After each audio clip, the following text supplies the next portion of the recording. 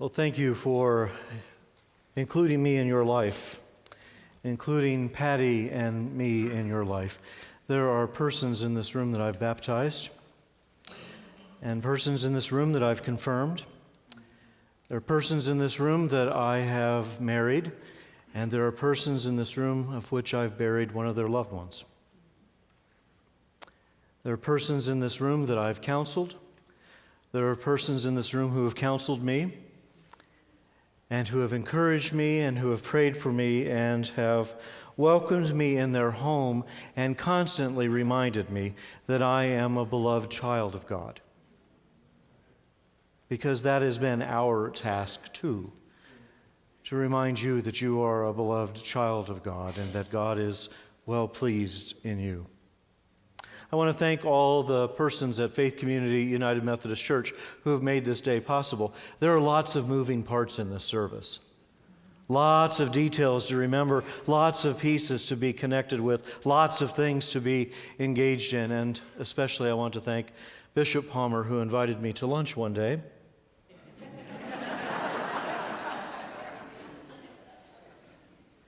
I was allowed to finish the soup course. And then he dropped the turkey leg into the fryer and said, "Todd, would you be a conference superintendent?" And I stopped eating. Patty and I split that salad at home that night because she wasn't eating either.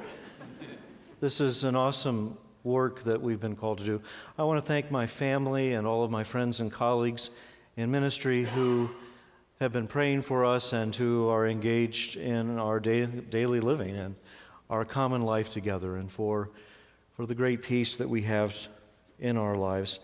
And I want to thank Bishop Kola for being here. Bishop Kola, you are a beloved member of our common life, and so we are so grateful that you could be with us today. And Mary, thank you for music and the delight of being engaged in not only our hymnody, but also in hearing the choir sing and being reminded that He's never failed us yet. And that's not stopping anytime soon.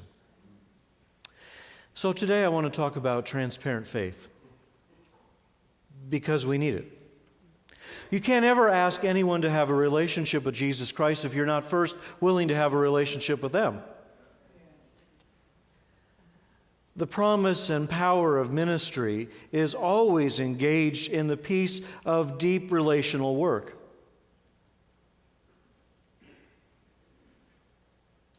It's why we get up in the morning. It's why we engage in conversations that sometimes are not always easy conversations to engage in. It's why we do work that we do not want to do. Sometimes. It is where our joy crosses over in the needs of the world. The place where we are engaged in our common life, and we are engaged in the life of Jesus, because He's at work in our midst too.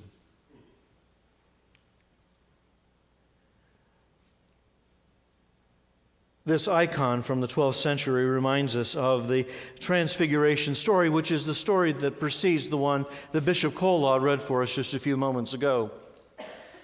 I managed to pick a text today to preach from that actually doesn't appear in the Revised Common Lectionary, but sometimes in the Gospel of Luke, when that appears in the Common Lectionary as the Transfiguration story, there is then also the story of this healing of this young boy. Now, I want to say a word about retreat. I was talking with my brother-in-law yesterday about retreats. And you know, there is this notion that we retreat from our ministry because we are tired. And there are days indeed when we are tired from our ministry. But retreat is not ever escape. Although I have to tell you, when Bishop was talking about health, part of my health is I usually resign from the pastorate about once a week. You ever do that? I have great letters of resignation on the computer. They're beautiful. There is not a comma splice in one of them, Dr. Allen. They are gorgeous letters, but I've never sent them. Because just about when I'm ready to push enter, something happens. Someone comes along and they remind me that indeed I am a beloved child of God and God is well pleased, and that this work that I've signed on for is a life calling. Some of us want to retreat from the difficulty and complexity and, oh my gosh, ambiguity of ministry. But let the Gospel Mark be a lesson to us. If you go up on the mountaintop to have a party, and let's just face it, Peter, James, and John didn't really quite understand. They were living in the midst of ambiguity, and they wanted certainty. Peter had called on his cell phone an interior decorator to work on the 3 booths. He was ready to stay, because you know the mountaintop is a fun place to stay. But we don't ever go up on the mountaintop unless we know that it's preparation for when we come down the hill. Because there's ministry that's needed when we arrive in that place. And this is exactly what happened.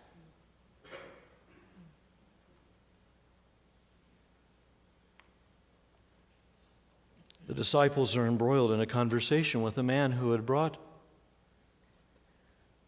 his son, who had been stricken from his birth, who rolled around in the soil and rolled into the fire and rolled into the water. A father who deeply loved and cared for his son. You know that Jesus wasn't the first person he brought his son to. He started out in his local synagogue. He then moved to the soothsayer in the community. He moved outside of his faith and was engaged in conversation with others. You know, because he loved his son. And someone suggested, why don't you come? We know Jesus is up on the mountain. Maybe when he comes down off of the mountain, he will walk by and will offer a word of blessing. The disciples were already there, of course, and to no avail. Things were not going the way that they had hoped.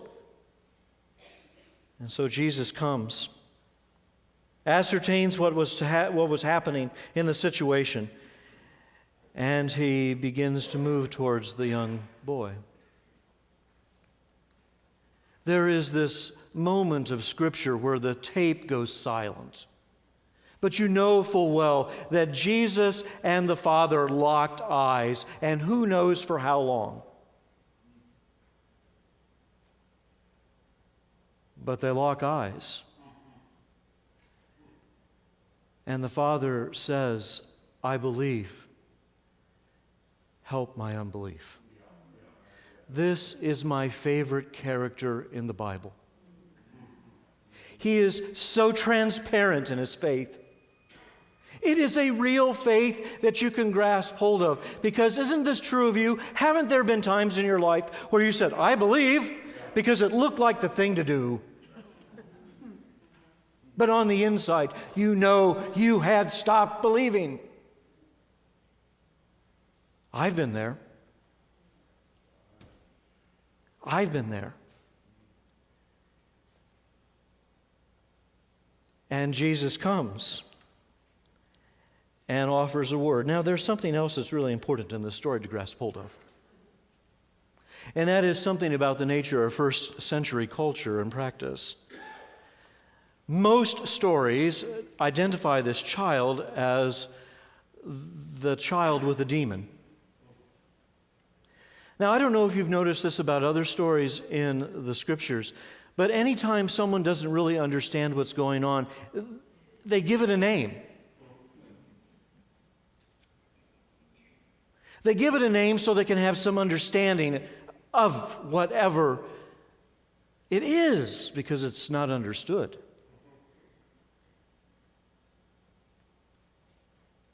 They call it an issue. And it's often marginalized, as this child had been marginalized But his father loved him. And he brought him to Jesus. Now, some of you know that I'm good friends with Matt Idam. Matt Idam is a pastor in the Texas Annual Conference. You know, it's sort of like the Ohio State University. Anytime you put an article in front of it, it's the. But Matt is a pastor in the Texas Annual Conference. And Matt invited me to come down and do a seminar about computer use in the local church, which was ironic that he would do this, but anyway, I went and did that. So I sat on my airplane, and I got to ride in the front of the airplane because someone screwed up.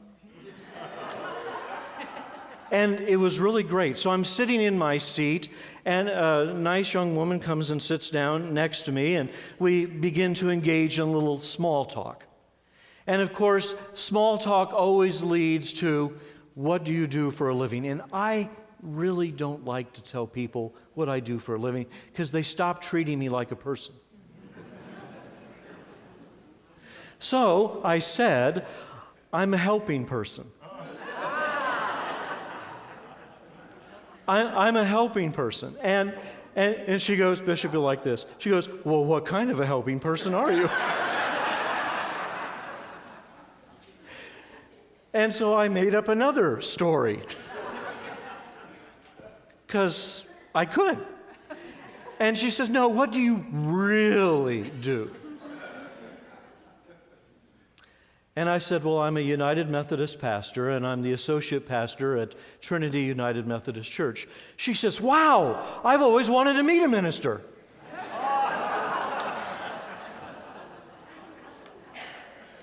So I said, well, what do you do? And she said, well, I'm a stripper.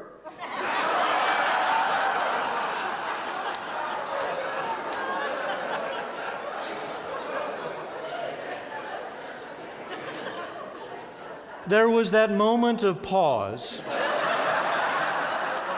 You know that moment of pause. It's like when people say that something lasts an eternity, but it's just like that, right? That was that moment of pause.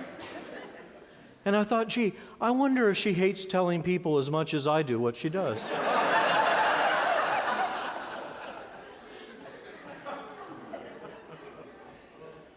And then I decided, maybe not. So I said, wow, I've always wanted to meet one.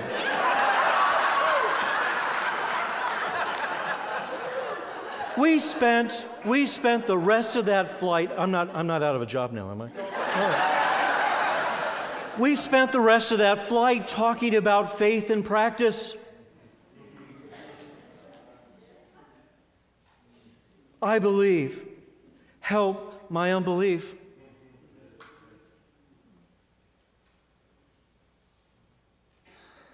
We always think we know what we're doing. But do we really? Last Sunday, Mother Teresa was canonized as a saint. One of the greatest mistakes that Patty and I have ever made in our life is we were invited to attend a private Mass with Mother Teresa when she was at the Sisters of Mercy in Harlan, Kentucky. Sisters of Charity in Harlan, Kentucky. I was in a hurry to get back to seminary and, being the dutiful person I am, but, really I should have taken the day off because who knows what. But I've always sort of been a fan of Mother Teresa's. We used to say things when we were in youth group. Oh, if I could only have the faith of Mother Teresa.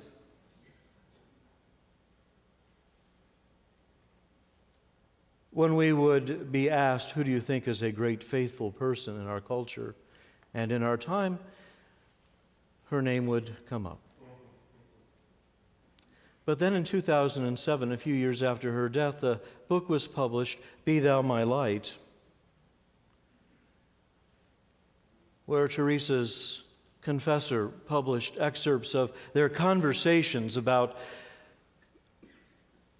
faith and life and practice and the incredible doubts that she had about God's grace in her life. In the morning, she would wake up and she would be present for the poor, and she would speak to the powers that would be about caring for those who are less fortunate, and yet at the same time, inside of herself, she was tormented. I'm told that often, at the close of the day, she could be heard saying, "I believe, help my unbelief."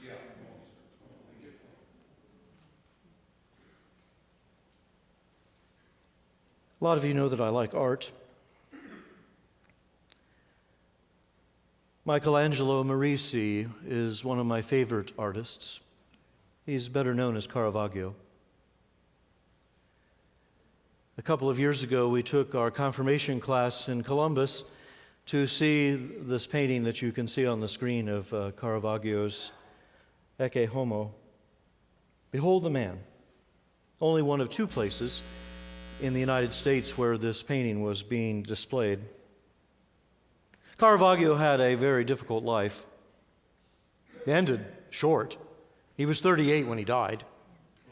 He would break out into brawls with unknown people just because he could. And he'd win a lot of them, but some of them he got beat up in, and he continued to paint. As he searched diligently in his life, he was an expert of light and shadow, and you can see the power of this in this painting. When I talk with the kids about this painting, I say, "What do you notice that's different or unusual in this painting?" And they go, "I don't know." Look! What do you see that's unusual in this painting? Let me give you a hint. Take a look at the clothing. There's one in the painting that is in different attire than everyone else. You see, Caravaggio had painted himself into the painting. And he's holding his hands like this. Is it invitation for us to jump on the canvas? Is it asking us what we would do if Jesus' life was in our hands? Or could it be that the painter who struggled so much spiritually was really saying to you and me, "I believe, help my unbelief"? The great thing about art is that you get to decide. But it's a window. It's a window that gives us an opportunity to think seriously about our life and who we say we are and then what it is that we really do. We have lots of struggles before us. There is more ambiguity in our common life called Christianity than you and I could shake a stick at. Most people think that what we do isn't really all that important. When I joined this conference in 1991, we had about 386,000 members. Today, we boast a membership of 175,000. I'm not a mathematician, but I know that that's less.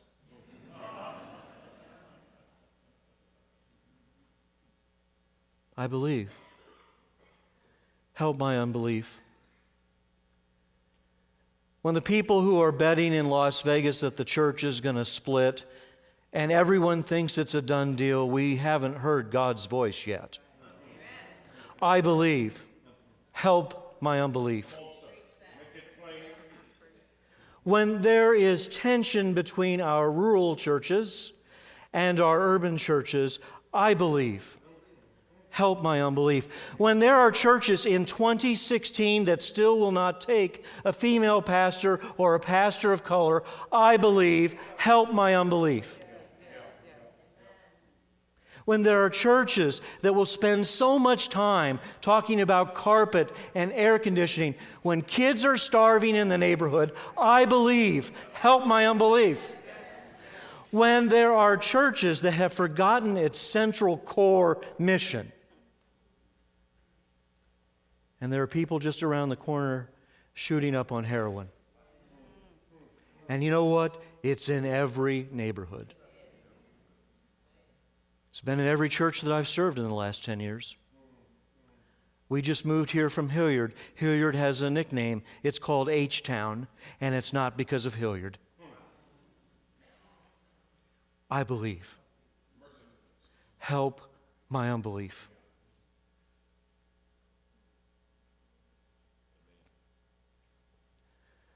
We're at a crossroads.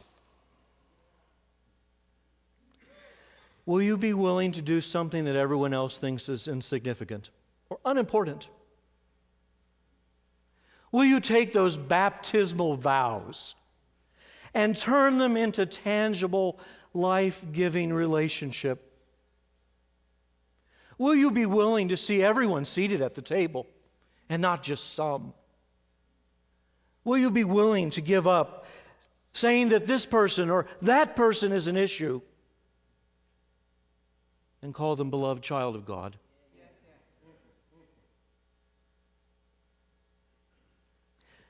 Everyone says yes in this room, but this isn't where your yes is needed. Everyone believes in this room, but this isn't where your belief is needed.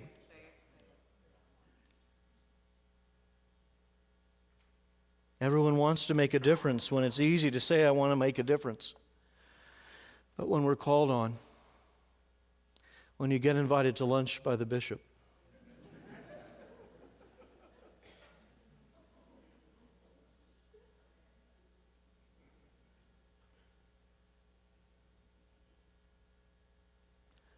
I believe. Help my unbelief. I graduated from high school in 1984, so that makes me officially a middle-aged, almost senior citizen person. And in that year, there was a marvelous movie that came out that deeply moved me. It was entitled Places in the Heart. You remember that movie? Sally Field won her second Academy Award. And it was a movie of where disparate people came and became this interesting amalgamation of community that was kind of weird, but it worked. There was a murder. There was bitterness. There was the greedy banker. There was the family that was left behind that had no idea what they were going to do or how they were going to do it. And then a man of color came, and a man who could not see, who was blind, came and formed a powerful union that created a transparent faith that the future could be better than the present. The closing scene of the movie is deeply moving to me. There they are in the church. The church. Could you believe? The church. And in the pews were people who had gone on, were dead, resurrected, however you want to talk about it. People who would not be welcome in that church, a southern white church. People who would be excluded and not included were there in that place. And as in that tradition, they passed the tray of communion. Do you remember what they all said to each other? Peace of God. Now, cinematography fascinates me because it's art form too. If you go back and see that movie and you listen closely, you can hear how they said, peace of God. And the P and the G are highly pronounced when they offer the sacrament to each other. Well, friends, there is no peace of God without the beloved community and transparent faith. Let me close by telling one story. When I was new in ministry, just graduated from Candler School of Theology, and it was really and truly the smartest I've ever been in ministry. I knew it all. But that was on the outside. I was pretty scared on the inside. I was pretty unsure of myself on the inside. And so I was assigned to go to Riverside Hospital to call on a member of the congregation. And so I pushed the button on the elevator to go up to the 7th floor, and the door opens, and there's Joe Sprague standing in the elevator. And I said, "Hi." And Joe Sprague said to me, "Hi, Todd. How are you doing today?" And I'm going, how the heck does he know me? I'm a brand new person. Why would he know me? Bishop Palmer and I were having dinner with Bishop Sprague a few weeks ago, and I turned to him because I know him as Joe. I said, "Joe, do you remember the first time we ever met?" He says, "No, I don't remember." I said, "It was in the elevator at Riverside Hospital, and you called me by name." Do you know how much that meant to me? That you recognized me, a brand new seminarian, right there. And you called me colleague. 2 weeks later, I was back at the hospital calling again, and I pushed the button, and the doors open, and Gene Fraser's standing there. Now, Gene was a superintendent in part of the area of which we have responsibility for.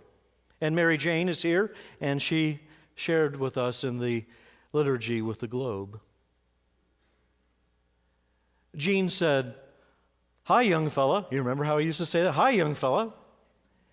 And then he called me by name, and we chatted, and then we departed and moved on. I had the privilege of working with Gene for the last 2 years of his ministry at Trinity United Methodist Church. While I was there, I learned that Gene had a really cool ministry, so I'm going to tell you what this cool ministry is, and if you want to copy it, you can, but I do it too. When Gene's in Israel, he finds a little shop, and there are little shops all over the place where you can get these little olive wood crosses. And when Gene would go and have prayer with people before surgery, he would write a scripture on the cross and hold it in the hand of the person who is in the gurney getting ready for surgery and pray with them. Not long after his retirement, Gene died unexpectedly to all of us. And in 2005, I had the first opportunity to go to Israel. And so I decided that when I would go to Israel, I would find this shop, and I'd get a bag of crosses, and I would continue Gene's ministry. And so I did.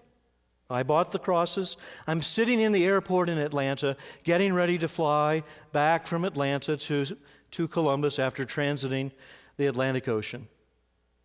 I have a hamburger in my left hand and a Coca-Cola, I used to live in Georgia, Coca-Cola in my right hand. And all of a sudden over the loudspeaker I hear Eugene Fraser come to the stand. I stood up. I was ready to see him.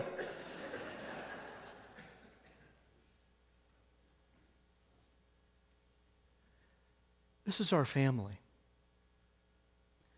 Joe Sprague was the progressive leader in our conference. Gene Fraser was the conservative leader in our conference. They knew how to call people by name. They knew how to welcome people in. They knew how to create community. They loved each other. With mayonnaise dripping down my wrist, I looked diligently for my old mentor friend, and no one came. But there in that crowded terminal, I knew I was among friends and in the right place and in the right community, and I was ready to go home. Friends, we need to be reminded of the power of the peace of God because we bear a transparent faith. So would you indulge me? Let's watch the scene together. It's right over my right shoulder.